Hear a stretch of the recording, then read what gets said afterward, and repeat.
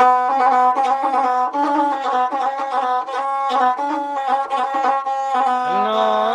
visokoj oštroj stijeni gdje se ptici teško peti,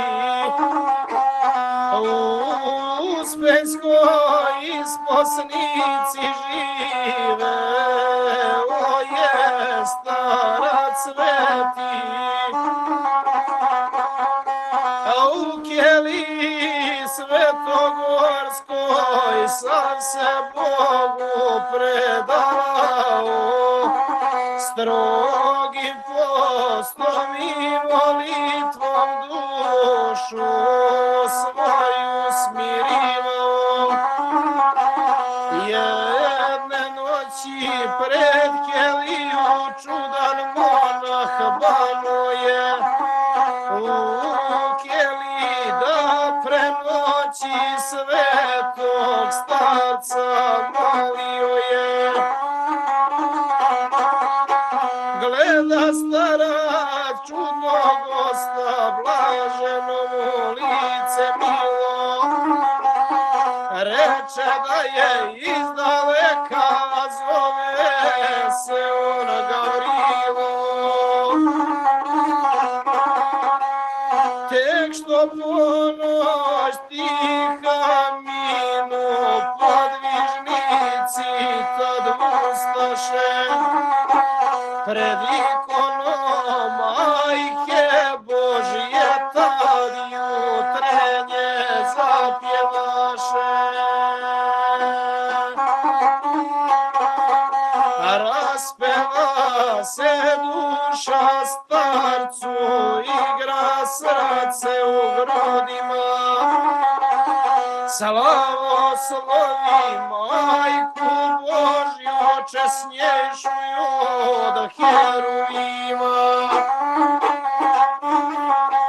Tad ugleda stari monak kako gostu lice sija, okrete se ka ikoni, Mati Božja tad zasija.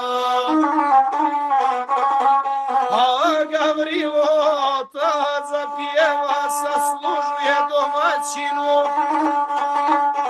poje pjesmu nepoznatu, dostojno jevo istinu.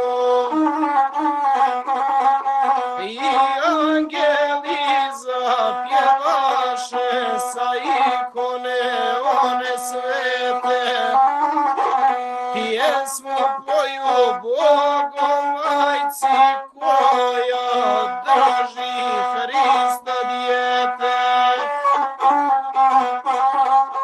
Tronut Božjom blagodaću starcu čiste lice suze, a Gavrilo ruku pruži kamenu ploču uze.